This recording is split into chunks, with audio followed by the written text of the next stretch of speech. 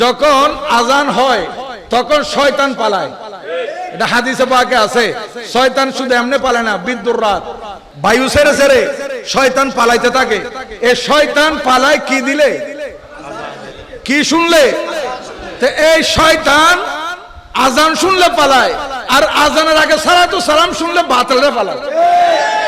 এটা বন্ধ করার জন্য বাতিলরা কত কিছু করেছিল, শেষ পর্যন্ত এটা বন্ধ করতে না পেরে আমার হুজুরে কেবলা তৈয়ব শাহ হুজুরে কেবলার আশা বন্ধ করার জন্য পর্যন্ত তারা চেষ্টা করেছিল। মনে হয় 1984-86 হুজুরের শেষ সফর অথবা এর আগে এরা এই বাতিলরা মিলে হুজুর কেবলার ভিসা বন্ধ করার জন্য অনেক চেষ্টা করেছিল।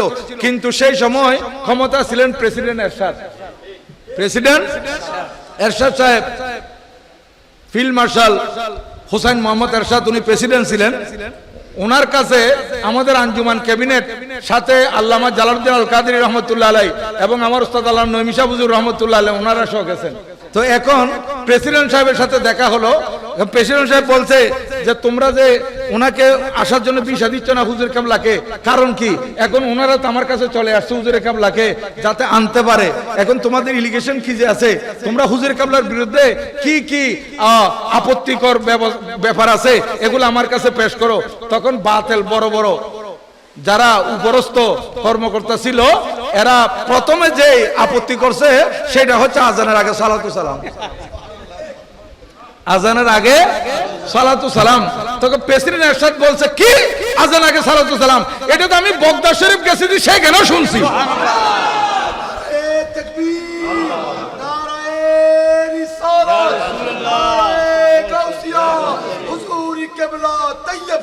জিন্দাবাদ।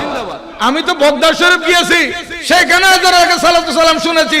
এটা কত ভালো লাগে, তোমাদের কেন খারাপ লাগে? এটাই তোমাদের আপত্তি। ঠিক আছে, আমি স্পেশাল অনুমতি দিলাম হুজুর কেবলা আসবেন।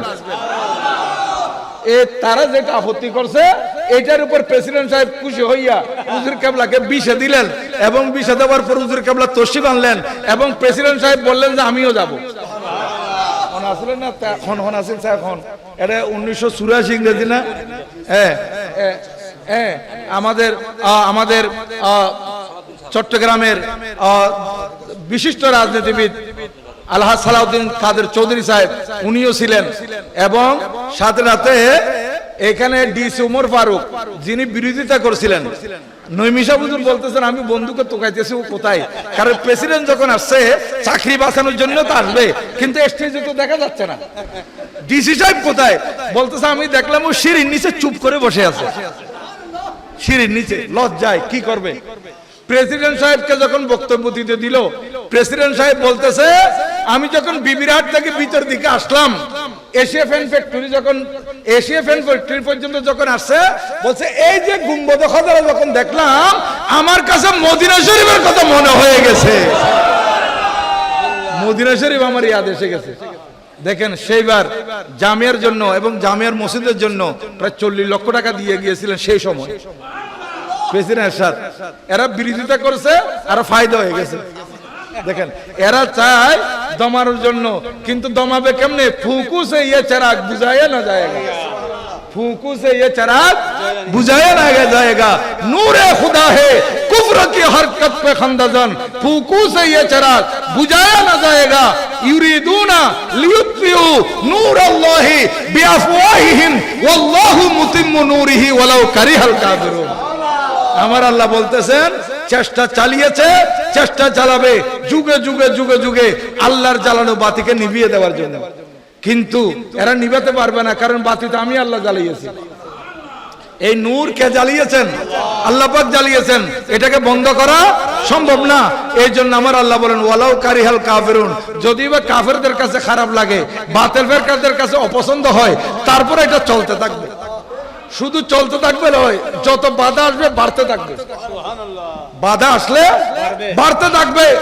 আমার হুজুরে কেবলার এই মুরিদানগণ যারা আছেন এখানে, আপনারা আমি সহ এখানে আমার ইয়াকিন, আমার বিশ্বাস যারা আছে, জশ্নে জুলুসে যদি কোনো বাধা আসে প্রত্যেকে বলবো যে জীবন আমাদেরটা দিয়ে দেব। আমার মনে একজনের পিছে পালাবে না, সবাই সামনের দিকে যাবে। গুলি আছে গুলির ভিতর ঢুকে পড়বে, বোম মারছে বোমার ভিতর ঢুকে পড়বে, যে জীবনটা গেল আমার নবীজির জন্য চলে যাবে, হায়াতুন নবীর জন্য। আল্লাহু আকবার।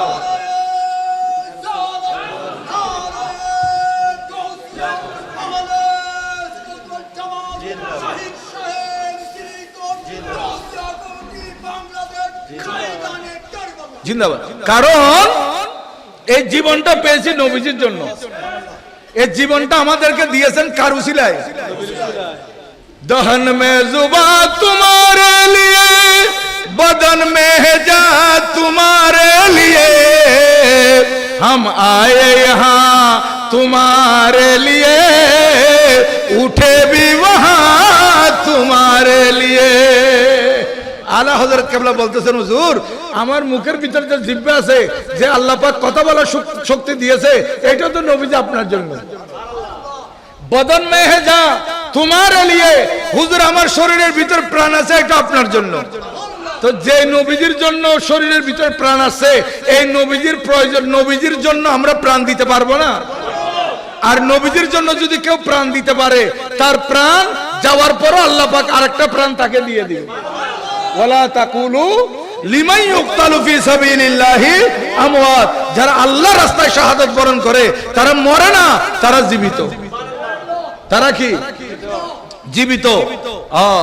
শহীদ সিদার পানি में हमेशा जिंदा रहते हैं, जमी पर चांद तारों की तरह बिंद रहते हैं। सलातुनिया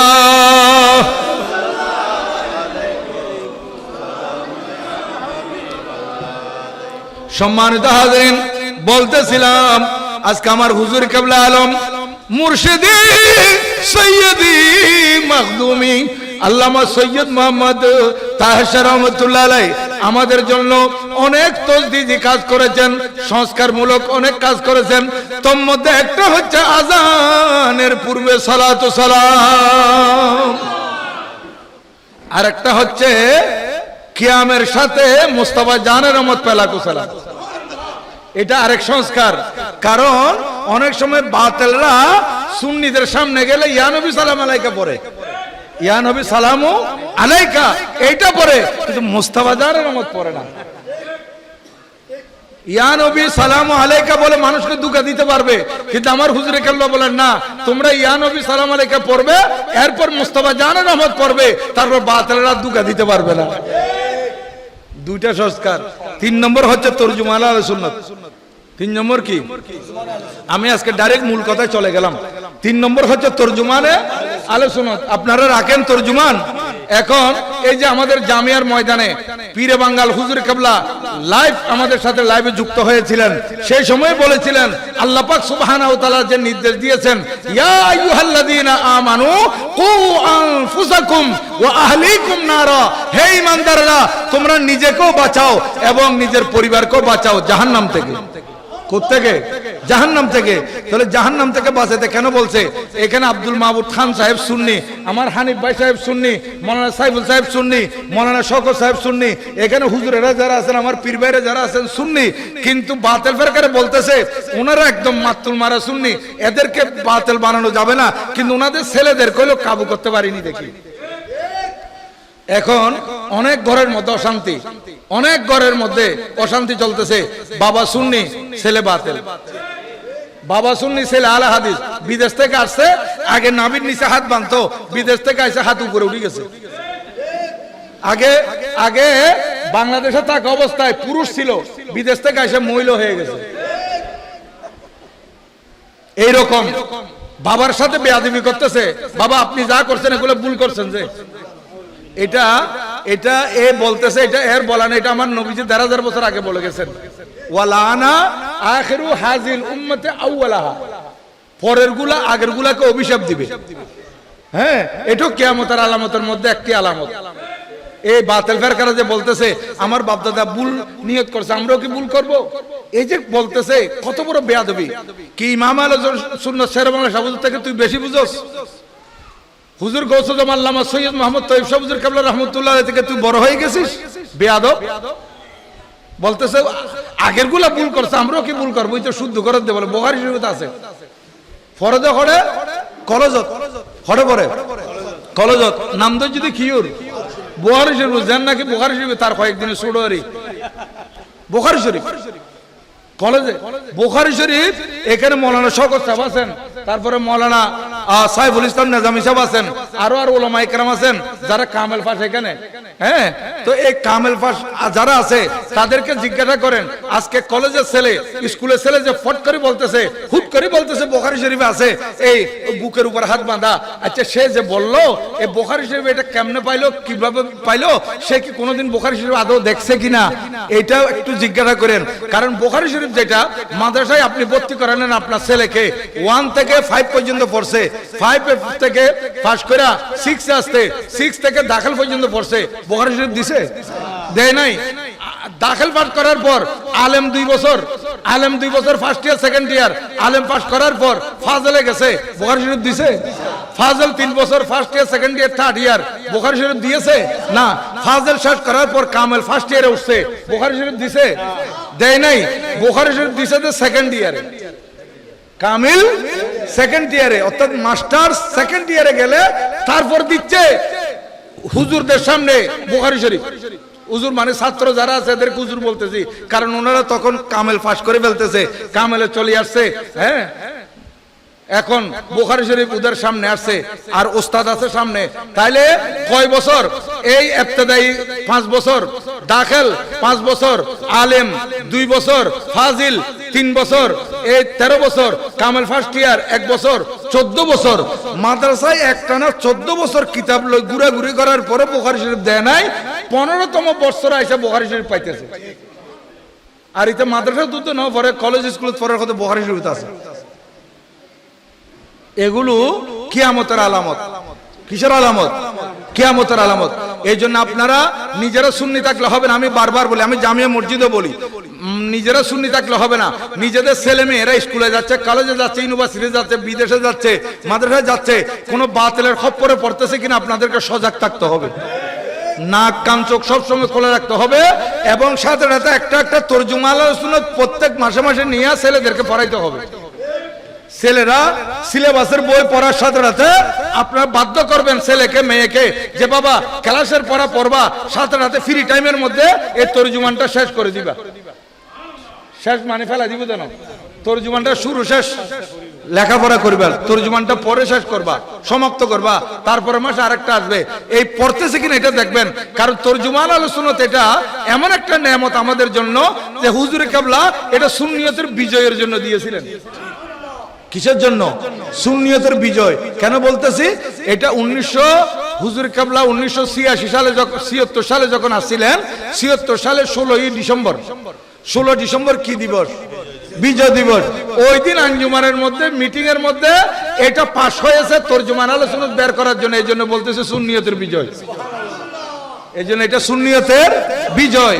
সুন্নিয়তের বিজয়ের জন্য তরজুমান আল সুন্নাত।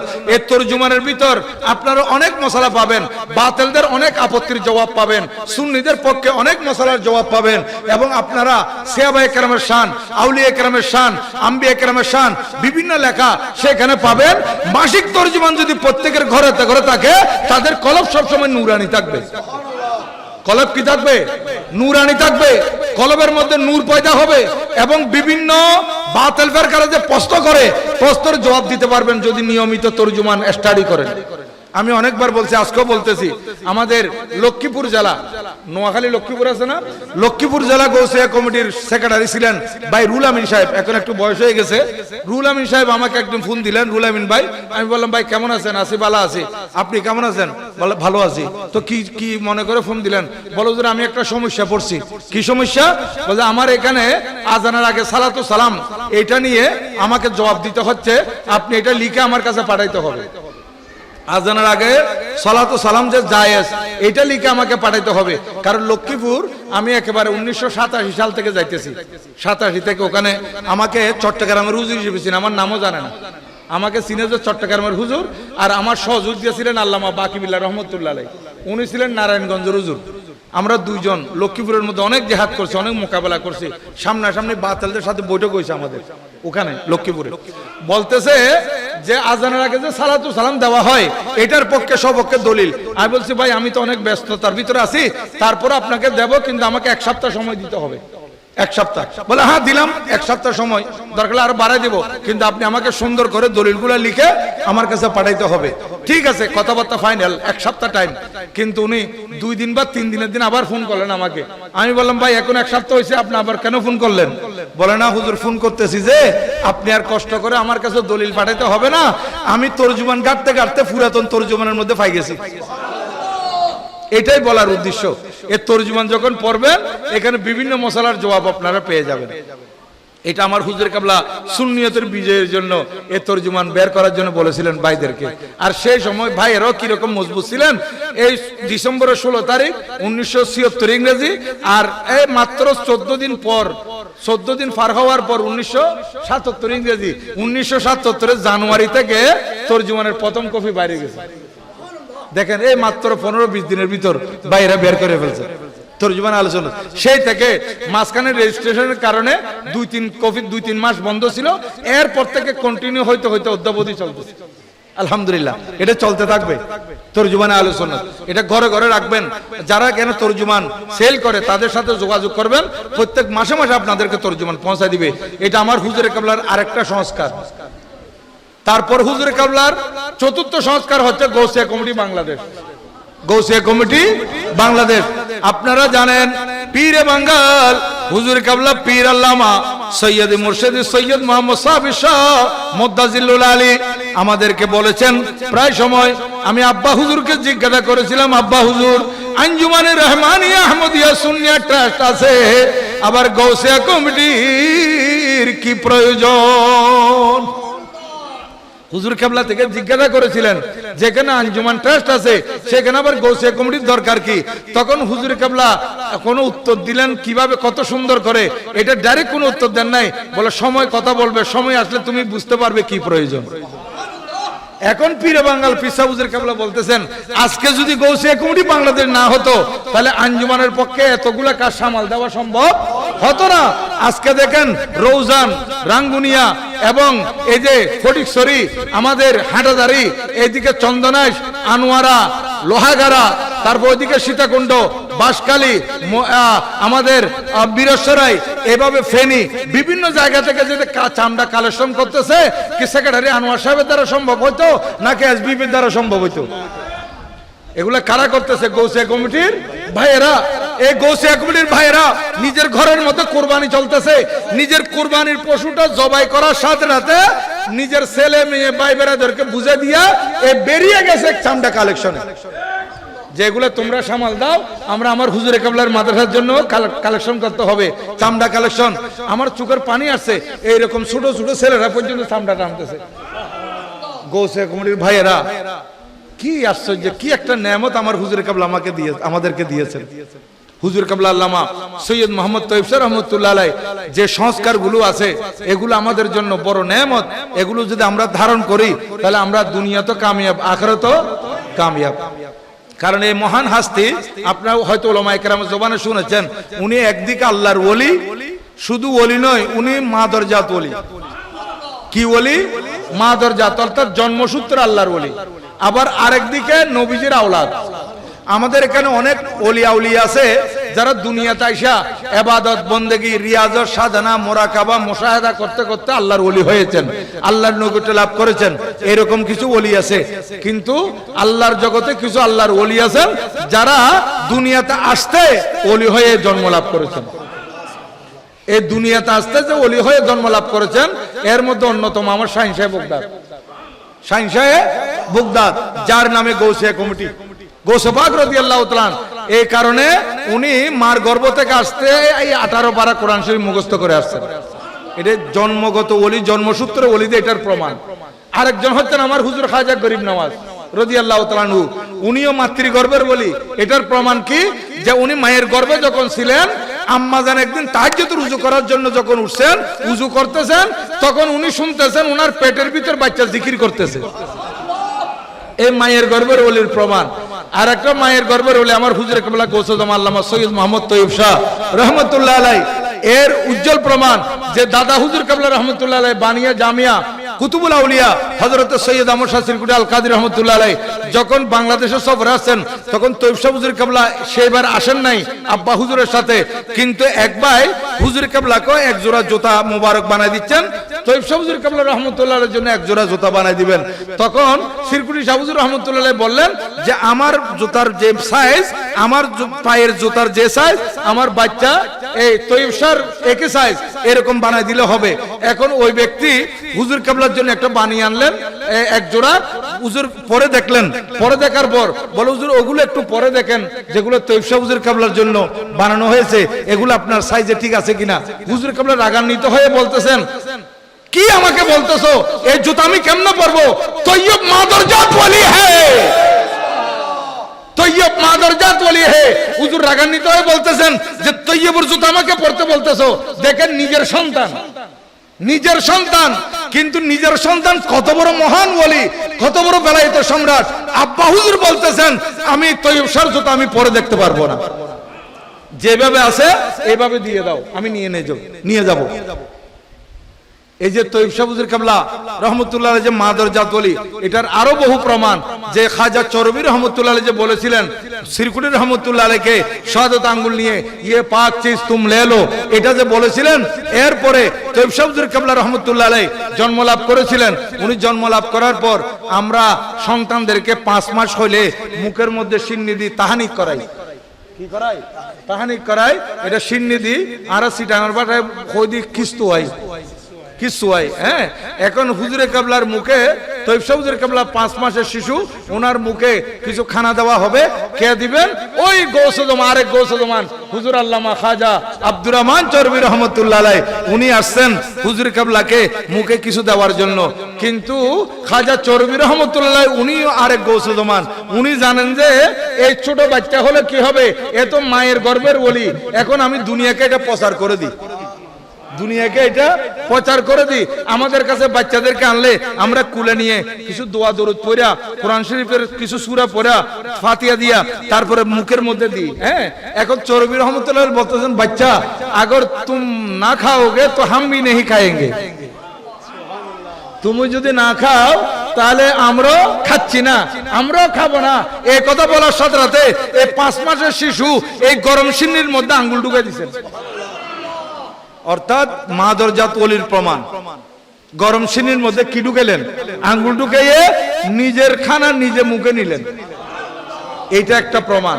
আর একটা প্রমাণ হচ্ছে যে 2 বছর থেকে আরো বয়স কম, এই 2 বছর থেকে বয়স কমের মধ্যে হুজুর তৈয়ব শাহ হুজুর কেবলা রহমতুল্লাহ আলাইহিকে কুলে নিয়ে আম্মাজান গিয়েছেন খাজা চরবি রহমতুল্লাহ আলাইহির দরবারে। ওই দরবারে একদিকে পুরুষের বীর, আরেকদিকে পর্দার আড়ালে মহিলারা বসেছে। মহিলারা পর্দার ভিতর, পুরুষেরা সামনে। হুজুর কেবলা গৌসে জমাও খাজা আব্দুর রহমান চরবি খিদির আলভী রাদিয়াল্লাহু তাআলা আনহু উনি তাকরীর করতেছেন।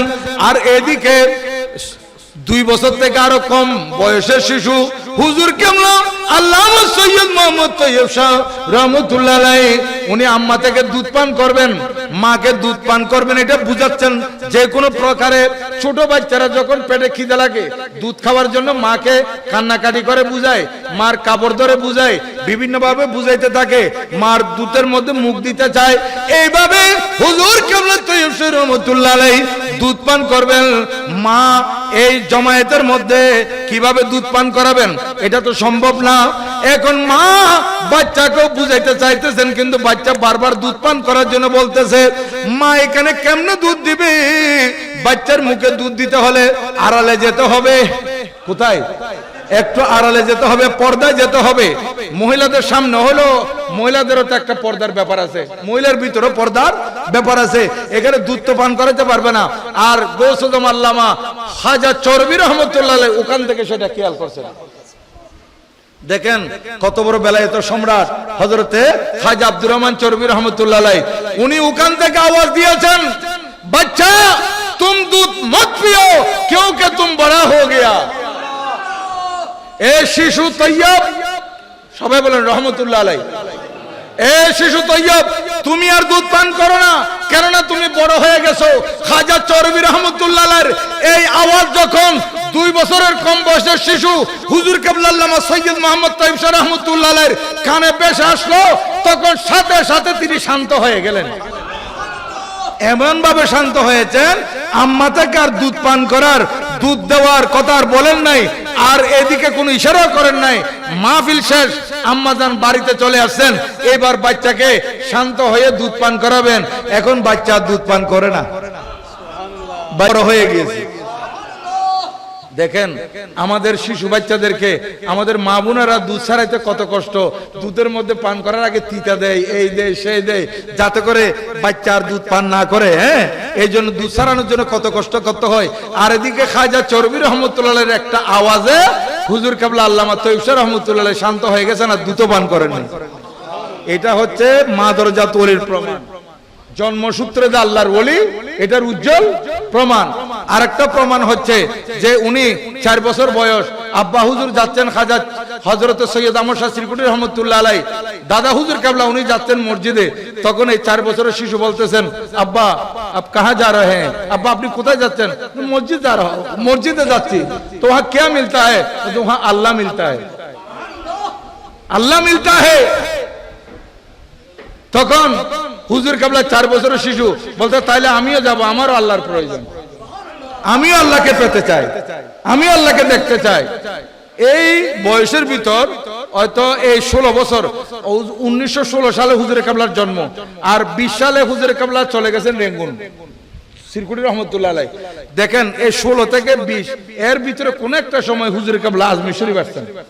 কোথায় আসছেন? আজমির শরীফ। তখন তৈয়ব শাহ হুজুর কেবলা একেবারে ছোট, হাঁটে।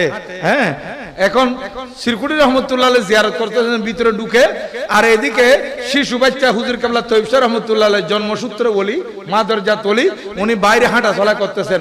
ইন দ্য মিন টাইম এক নুরানি সুরতের ব্যক্তি, একবারে সুন্দর দাড়ি, পাকনা দাড়ি, উনি আইসা ওনাকে বুকে নিয়ে চুমু খাচ্ছেন, কপালে চুমু দিচ্ছেন, মুখে চুমু দিচ্ছেন, এবং কত সুন্দর সুন্দর কথাবার্তা বলতেছেন। এগুলো বইলে উনি চলে গেছেন। আর এদিকে শ্রীকুটি রহমতুল্লাহ আলাইহি জিয়ারত শেষ করে বের হলেন। বের হওয়ার পর শিশু হুজুর কেবলা তৈয়ব শাহ রহমতুল্লাহ বলতেছেন, আব্বাজি আপনি তো জিয়ারত করতেছিলেন, আমি যখন বাইরে হাঁটা চলা করতেছিলাম, আমি দেখলাম এক বুড়া মানুষ সুন্দর নুরানি সুরতের আমাকে জড়িয়ে ধরে চুমু খাচ্ছে, আর আমাকে অনেক সুন্দর সুন্দর কথাবার্তা বলেছে। তখন হুজুর কেবলা সৈয়দ আহমদ শাহ শ্রীকুটি রহমতুল্লাহ বলতে লাগলেন যে, তুমিও নবীজির আওলাদ, আমার গরিব নওয়াজও নবীজির আওলাদ, তুমি যে ছোট বয়সে গরিব নওয়াজের জিয়ারতে আসছো, হুজুর খাজা গরিব নওয়াজকে দেখতে আসছো, উনি সরাসরি তোমাকে দেখা দিয়েছেন, উনি গরিব নওয়াজ।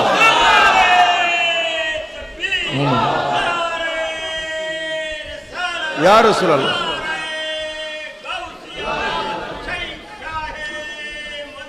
জিন্দাবাদ। দেখেন, তাহলে আমি আপনাদের খাদমতে বলতে চাই, হুজুর কেবলা এই অল্প বয়সে উনি কোরআন শরীফ মুখস্থ করেছিলেন, আর উনি ওস্তাদের কাছে অন্যান্য কিতাব পড়তেছেন। একদিন ওস্তাদ আমার নবীজিকে স্বপ্নে দেখলেন। সুবহানাল্লাহ বলেন। হুজুর কেবলার উস্তাদ হায়াতুন নবীকে স্বপ্নে দেখলেন, ওনার তকদীর সেতারে চমকে উঠল। আমার পেয়ারা রসুলকে যখন দেখলেন খুশিতে আত্মহারা, উনি পেয়ারা নবীজির নুরানি কদমে চুমু খাচ্ছেন। ইয়া রাসূলুল্লাহ, আপনার দিদার আমাকে ধন্য করেছেন। হুজুর, আমার নবীজি বলেন, আমি তোমাকে দিদার দিয়েছি, সাক্ষাৎ দিয়েছি, অন্য কোনো কারণে নয়। তুমি যে ছাত্রদেরকে পড়াও, ও ছাত্রদের ভিতর আমি নবীজির আওলাদ একজন আছে, একজন আমি নবীজির কি আছে? আওলাদ আছে। এখন এই কথা বলে নবীজি চলে গেলেন। ইনি ঘুম ভেঙে গেছে, ঘুমবা বরবর পেরেশান হয়ে গেছেন। আমি যে ছাত্রগুলাকে পড়াই, তখন তাতে বেশি ছাত্র না, যে কতজন ছাত্রকে পড়ান, ওখানে নবীজির আওলাদ কোনজন, এটা আমি চিনব কিভাবে? আমাকে তো আল্লাহর পেয়ারা মাহবুব সাল্লাল্লাহু আলাইহি ওয়াসাল্লাম নির্ধারণ করে দেন নাই যে ওই নামের ছেলে এটা আমি নবীজির আওলাদ, এটা তো বলে দেন নাই। এখন ওস্তাদ একটা বাহানা করলেন, ওস্তাদ একটা সূত্র বের করলেন বের করার জন্য নবীজির আওলাদ। তখন ছাত্র যারা আছে সবাই, ছোট ছোট ছাত্র সবাইকে ডাকছে, ডাইকা প্রত্যেকের হাতে হাতে একটা একটা আপেল দিছে। কি দিছে? আপেল। আমার কথা শুনতেছেন? ওনারা মনে বিরক্ত হয়ে গেন। হ্যাঁ, একটা একটা আপেল দেওয়া হয়েছে। আপেল দেওয়ার পর এখন হুজুরে কেবলা তৈয়ব শাহ হুজুর কেবলাকে কিভাবে বের করবেন নবীজির আওলাদ, উনি এই যে তৈয়ব শাহ হুজুর কেবলা যে নবীজির আওলাদ, এটা চিহ্নিত করার জন্য ওস্তাদ প্রত্যেকের হাতে হাতে একটা আপেল দিয়ে সবাইকে বলতেছেন তোমরা এখান থেকে চলে যাবে এবং এমন জায়গায় গিয়ে তোমরা প্রত্যেকে আপেলগুলো খাবে যাতে কেউ না দেখে, যাতে কেউ না দেখে।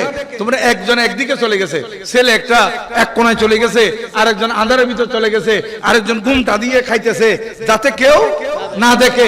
এখন সবাই সবার আপেল খেয়ে ফেলছে। আমার হুজুরে কেবলা ছোট্ট ছেলে হুজুরে কেবলা আল্লামা তৈয়ব শাহ রহমাতুল্লাহ আপেলটা নিয়ে ওস্তাদের কাছে চলে আসছেন, খান নাই, আপেলটা নিয়ে চলে আসছেন। বাকি ছাত্রদেরকে ডাকছে, তোমরা আপেল খাওয়ার সময় কেউ দেখছে নাকি? না হুজুর, আমাদেরকে কেউ দেখে নাই, আমি তো একদম গোপনে চলে গেছিলাম হুজুর, আমি আড়ালে চলে গেছিলাম হুজুর, আমি মাথার উপর কাপড় চাপাই দিছিলাম হুজুর, আমি এইভাবে খাইছি। এক একজন এক এক কথা বলতেছে। হুজুর কেবলা তৈয়ব শাহ হুজুর রহমতুল্লাহ আলাইহিকে বলতেছে, বাচ্চা তুমি আপেলটা খাও না কেন? বলে হুজুর আপনি বলছেন আমাকে খাওয়ার সময় যাতে কেউ না দেখে, তো আমি কোথায় লুকাবো? প্রত্যেক জায়গায় তো আল্লাহ দেখতেছেন। দেখেন এই মা দরজাত ওলি, উনি ছোটবেলায় এই রকম উস্তাদের সামনে একবারে স্পষ্ট করে বলে দিলেন যে আমি কোথায় লুকাবো, লুকানোর তো কোনো জায়গা নেই, আল্লাহ থেকে কোথায় লুকাবো?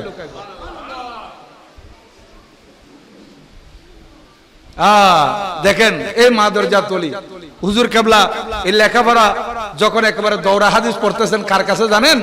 হুজুর আল্লামা সরদার আহমদ লাইলপুরি রহমতুল্লাহ আলাইহি, উনি মুহাদ্দিসে আজম পাকিস্তান, মুহাদ্দিসে আজম পাকিস্তান, পাকিস্তানের মুহাদ্দিস আজম, ওনার কাছে আমার আব্বা হুজুরও পড়ছেন, লাইলপুরের মুহাদ্দিস হুজুর অনবাজিও বুঝছি। কত বড় মুহাদ্দিস আজল কইতারেননি হুজুর যেদিন ইন্তেকাল করছি লাইলপুর মুহাদ্দিস সাহেব কিন্তু আওলাদ রাসূল নছিল। ইয়েন দেখেন কথা মনে রাখবেন, বহুত আল্লাহর ওলিওল আছে দে এখন ওই যে কইলাম দুনিয়ার মধ্যে আই মুরাকাবা মুশাহাদা ইবাদত বন্দেগি করে ওলি হই, কিন্তু এলের মধ্যে কতজন নবীজির আওলাদও আছে আর কতজন নবীজির আওলাদ নও আছে। নবীজির আওলাদ ন বলি আল্লাহর ওলি ন ইলই তো ন, কিন্তু যদি আল্লাহর ওলি হই আবার নবীজির আওলাদ হই ইবে সোনায় সোহাগা, ইবে নূরুন আলা নূর, ইবে কি নূরুন আলা নূর, সোনায় সোহাগা। হুজুর মুহাদ্দিস আজম লায়ালপুর উনি যেদিন ইন্তেকাল করেছেন একেবারে আসমান থেকে ওনার সিনা পর্যন্ত একটা লাইট উপর থেকে আসছিল। ইন্তেকাল করার সাথে রাতে আমি আমার আব্বা হুজুর থেকে শুনেছি যে এইটা দেখে অনেক বিধর্মীরা কলমা পড়ে মুসলমান হয়েছে। দেখেন কত বড় আল্লাহর ওলি, কত বড় জগৎ বিখ্যাত মুহাদ্দিস এবং আমার আলা হযরত কেবলার খলিফা, আলা হযরত কেবলার খলিফা লাইলপুরের মুহাদ্দিস আজম রহমতুল্লাহ আলাইহি, উনি তৈয়ব শাহ হুজুর কেবলা রহমতুল্লাহ আলাইহিকে পড়াইয়েছেন, হাদিসে সনদ দিয়েছেন।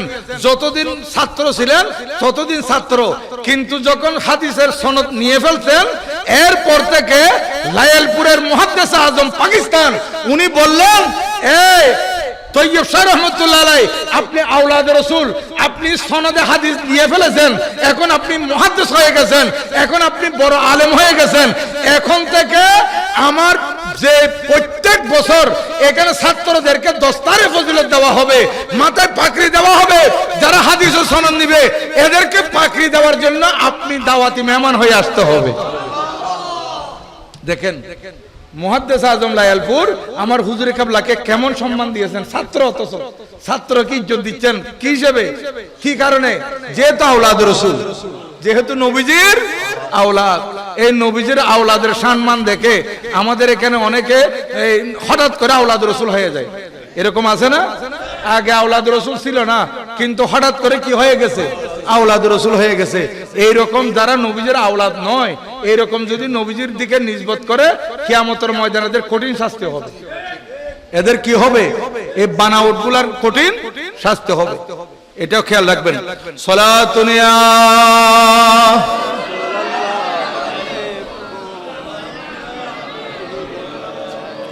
দরদিলে মুসলিম মকামে মুস্তাফা আবরুয়ে মাজনামে মুস্তাফা তো সালাতুন ইয়া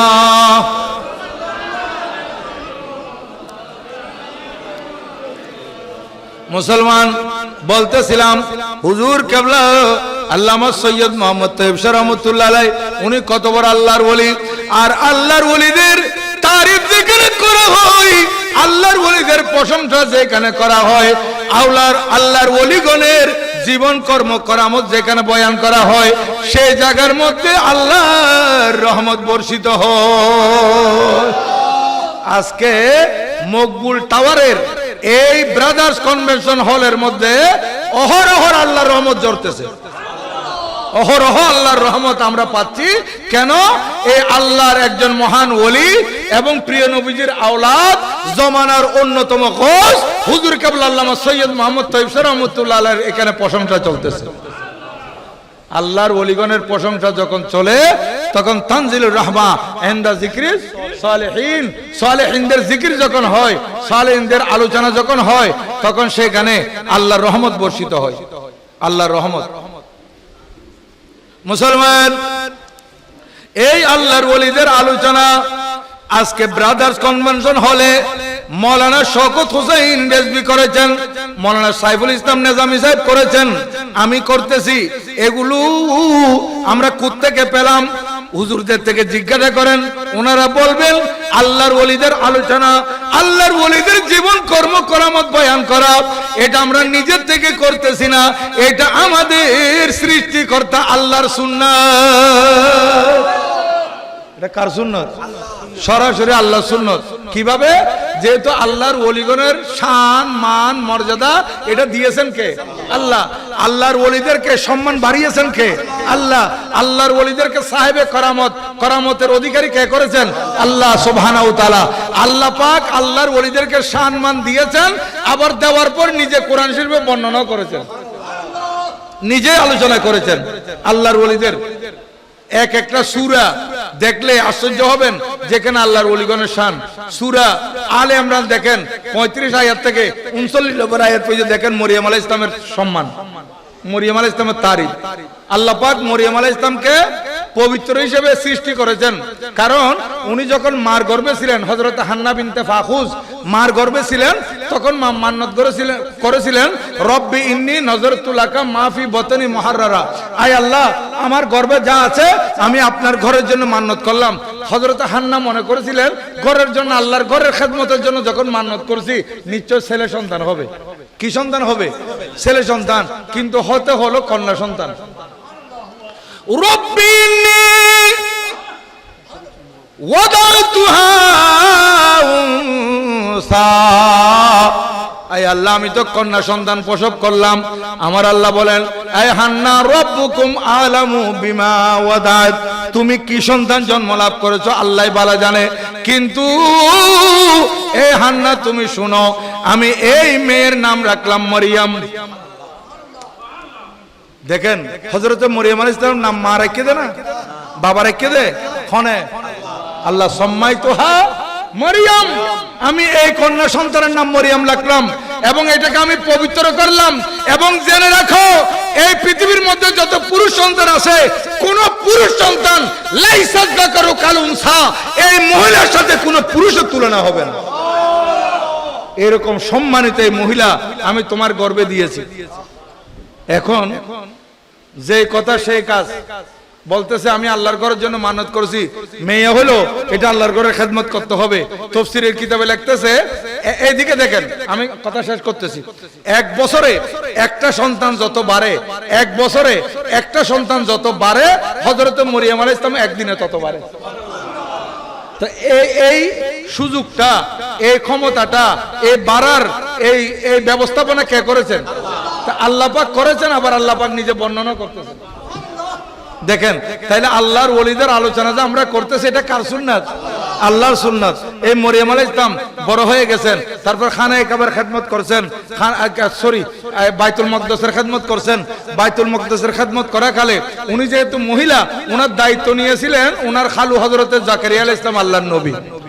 এটা আল্লাহ পাক কোরআনে পাকে বলে দিয়েছেন, ওয়াকাফালাহা জাকারিয়া, হযরত জাকারিয়া আলাইহিস সালাম ওনার লালন পালনের দায়িত্ব নিয়েছেন। একদিন মরিয়ম আলাইহিস সালামকে কামরার ভিতর তালাবদ্ধ করে উনি কোথাও চলে গেছেন কাজে। আয়েশা তালা খুলে ভিতরে দেখতেছে সেখানে ইনদাহা রিজকা, ইনদাহা রিজকা। হযরতে মরিয়ম আলাইহিস সালামের কামরার মধ্যে আনসিজনাল ফ্রুটস, যেগুলো মৌসুমে পাওয়া যায় না, এরকম ফ্রুটসে ভরা। হযরতে জাকারিয়া আলাইহিস সালাম জিজ্ঞাসা করলেন, ইয়া মারইয়াম আন্না লাকি হাযা, এই মারইয়াম এগুলো তুমি কোত্থেকে পেলে বলো। হযরতে মরিয়ম আলাইহিস সালাম বলতেছেন, হুয়া মিন ইনদিল্লাহ। ও আমার খালু, আপনি তো তালাবদ্ধ করে গেছিলেন, এখানে কোনো পুরুষ আসার সুযোগ পাই নাই, এগুলো আমার আল্লাহর পক্ষ থেকে আসছে। হযরতে মরিয়ম আলাইহিস সালামের কামরায় বেমৌসুমি ফ্রুটস আল্লাহর পক্ষ থেকে আসছে, এটা দেখে হযরতে জাকারিয়া আলাইহিস সালাম আর বের হন নাই, এই কামরার ভিতর আল্লাহর কাছে ফরিয়াদ করে বসলেন, আয় আল্লাহ, তুমি তোমার বন্দিনী মরিয়মকে বেমৌসুমি ফল দিতে পারো, তুমি বদ্ধঘরের মধ্যে বেমৌসুমি ফল পাঠাইতে পারো, তাহলে সন্তান হওয়ার মৌসুম আমার চলে গেছে, আমার মৌসুম না থাকলেও সন্তান হওয়া আমার জন্য বেমৌসুম, আমার জন্য বেমৌসুম।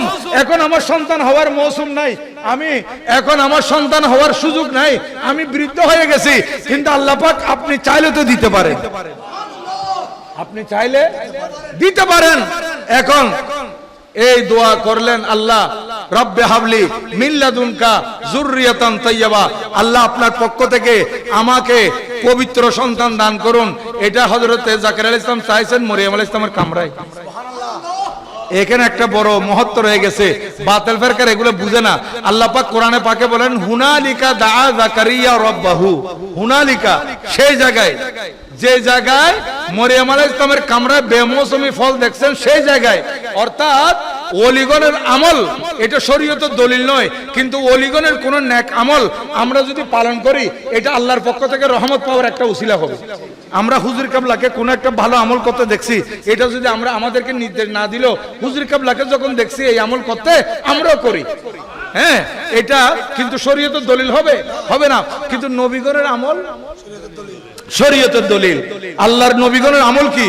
শরীয়তের দলিল। হযরতে জাকারিয়া আলাইহিস সালাম মরিয়ম আলাইহিস সালামের কামরায় আল্লাহর কাছে সন্তান চেয়ে আমাদের জন্য এই কথা এস্টাবলিশ করে দিয়েছেন, এই দুনিয়াবাসী আল্লাহর ওলির দরবারে আল্লাহর কাছে কিছু চাওয়া, এটা নবীর সুন্নাত। কার সুন্নাত? নবীর সুন্নাত। এবং এটা বর্ণনা করতেছেন কে?